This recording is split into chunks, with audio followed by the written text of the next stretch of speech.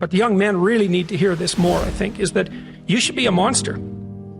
You know, because everyone says, well, you should be harmless, virtuous. You shouldn't do anyone any harm. You should sheath your competitive instinct. You shouldn't try to win. You know, you don't want to be too aggressive. You don't want to be too assertive. You want to take a back seat and all of that. It's like, no, wrong. You should be a monster, an absolute monster, and then you should learn how to control it. Someone who is incapable of cruelty is a higher moral being than someone who is capable of cruelty. And I would say, and this follows Jung as well, that that's incorrect, and it's dangerously incorrect, because if you are not capable of cruelty, you are absolutely a victim to anyone who is.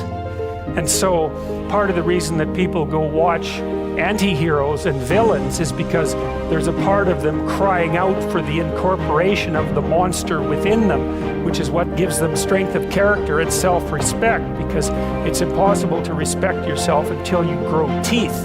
And if you grow teeth, then you realize that you're somewhat dangerous, or maybe somewhat seriously dangerous, and then you might be more willing to demand that you treat yourself with respect and other people do the same thing.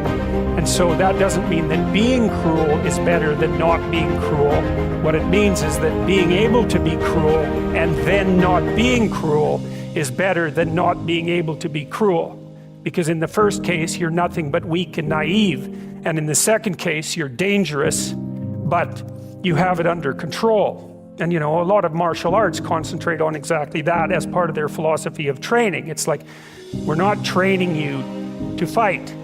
We're training you to be peaceful and awake and avoid fights.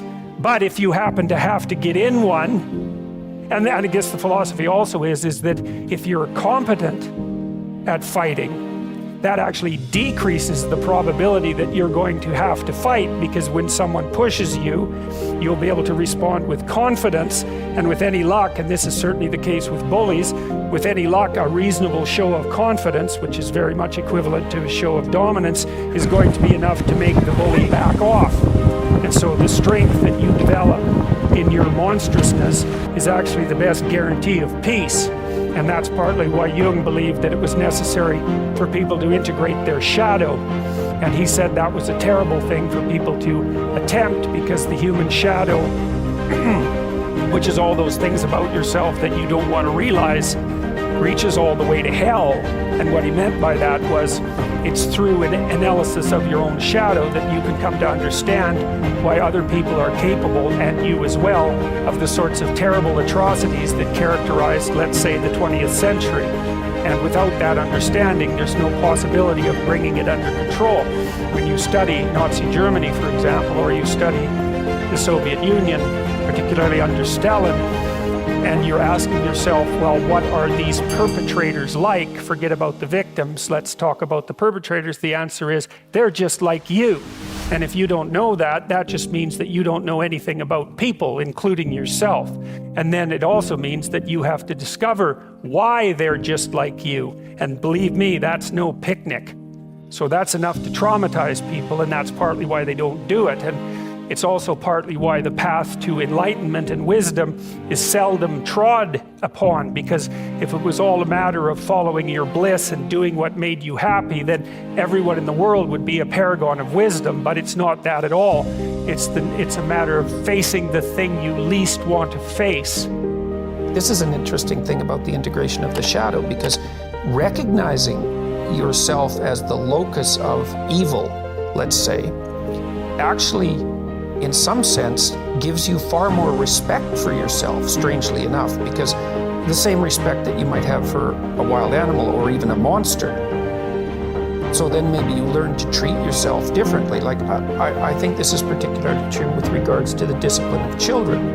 You know, if you know that you're a monster and that will manifest itself in your life, consciously or unconsciously, and if it's unconsciously, it's not good, then you become better at disciplining children. And the reason for that is that you don't want to expose them to your dark side.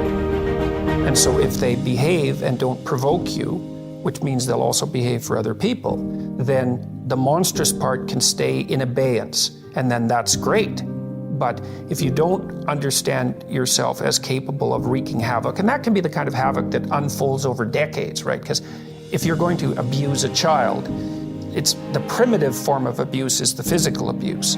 The sophisticated form of abuse is the continual undermining of the child's courage across perhaps their entire life. And that there's a terribly monstrous element to that. And if you're not respected properly by the child, say, you will absolutely take revenge on them. And, you know, in some sense, that's the whole Freudian psychoanalytic story. It's not all of it, but you either have that or it has you. Those are the options. And you don't become safe by being castrated.